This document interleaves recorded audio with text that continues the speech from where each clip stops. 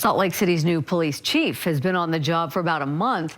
Chief Brian Redd took the helm after Mayor Erin Mendenhall announced he was her pick to head the department. Yeah, News Specialist Lori Pritchard sits down with Redd to talk about the changes that he intends to make here and why he feels so much pressure taking on his new role as chief. We can't have this area being a place where everyone in the state comes to get their drugs. Salt Lake City Police Chief Brian Redd has spent 2 decades at Utah's Department of Public Safety. So we have to catch them when they're there. In the last 2 years as head of the Department of Corrections until now. Let's talk about your priorities as you settle into being police chief here. What is it that you want to accomplish? Well, of course, I want a safe city, and I want to make sure that we are connecting with the community. Redd's leadership comes after intense scrutiny from the governor and legislature, when last December they called the ineffectiveness of the police department glaringly apparent. Do you feel like you're under the microscope coming in, taking over the department? Well, of course, yes. And look, I'm just going to come in and do the best I can. What do you think you learned from the Department of Corrections and even the Department of Public Safety that you can kind of bring to the table here? Getting fully staffed is really critical. I also learned a lot about the importance of internal communication and involving those officers. And, you know, some of the best ideas come from the ground up, and we as leaders need to be listening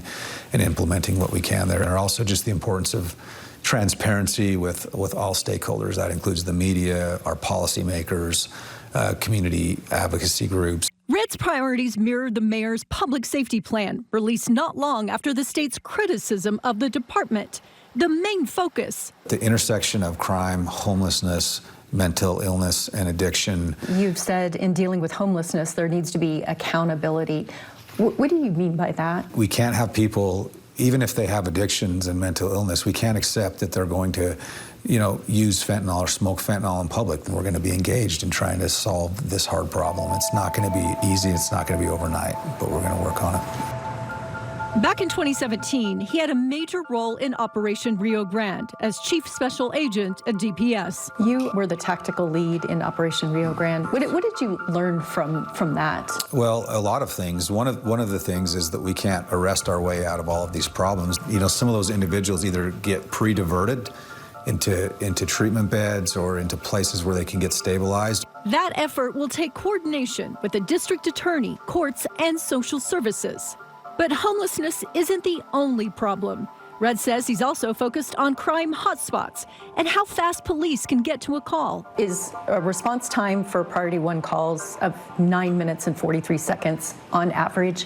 Is that okay? You know, I think for anybody that's in a threatening situation, 10 minutes is a long time. So I'm genuinely asking the same question. Redd says that some of the city's problems underscore one glaring issue. The question that keeps coming up: do we need more officers? The need to hire 60 officers. I don't know, probably to be but fully staffed. Let's get fully staffed. At least for now, Redd says they'll look for ways to manage. With the resources we have, are we coordinated well enough to be effective?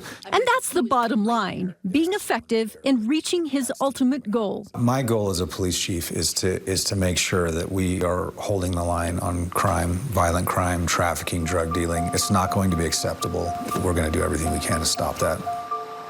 Throughout our interview, Chief Redd was adamant in his support of officers. He told me repeatedly that his success hinges on the success of his officers, and he will do everything he can to advocate for them and their work on the streets. Lori Pritchard, KSL 5 News. Anxious to see what he does, Lori. Thank you.